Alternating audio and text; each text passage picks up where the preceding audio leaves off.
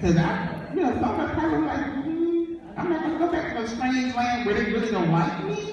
I'm going to stay right here. But Ruth, I think right now Ruth was already predestined by God in the beginning. You know how he said predestined, how Sister Carolyn said that this was birthed a year ago, right? But then yesterday she realized it was birthed 20 years ago.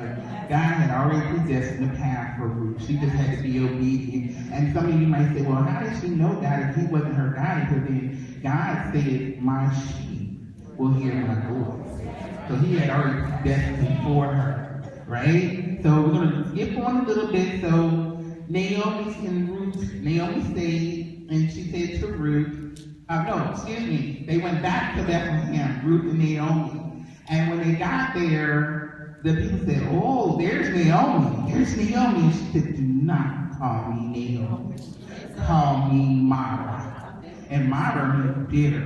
That means some of us have bitter spirits. We're camouflaging those bitter spirits. Now I say some of us have those Mara spirits, which are not godly spirits.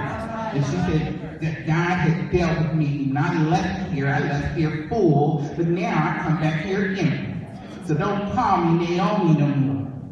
Well, I guess they said, okay, we're not going to call you Naomi anymore. So Naomi and Ruth, after talking, they realized they need to survive.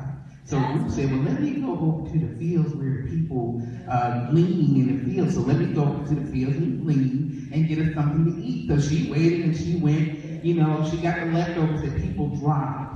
And, was getting enough for them to eat. So,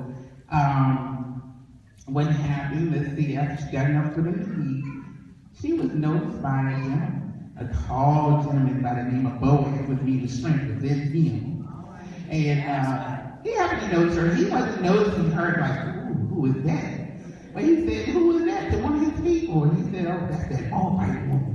She stayed here with her mother-in-law. She helping her and gleaning. We see her in the field, and she don't leave till she really don't leave, and she might get a little rest, but she's helping her mother-in-law. So he thought that was really noble of her. He said she has a noble character. So he approached her, and I might be skipping fast forward some, but I think y'all know the story and following me, right?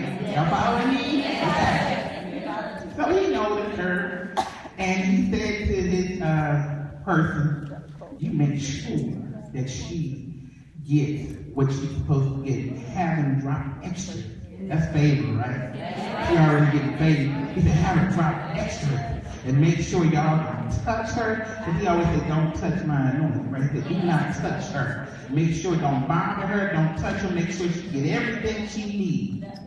That was good. I said, girl, you got favor. So,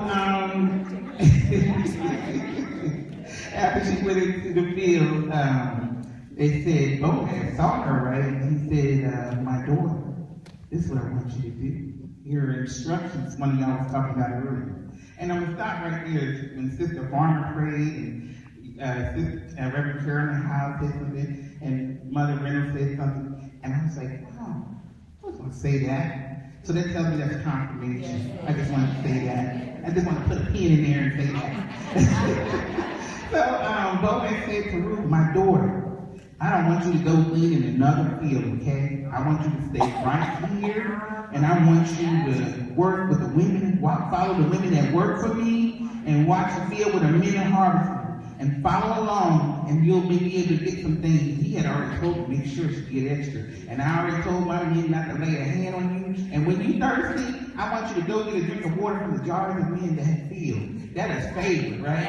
And Ruth looked at him and said, why have I found such favor in your eyes? How do you know this is me, a foreigner? I'm not even from your land. And he told her,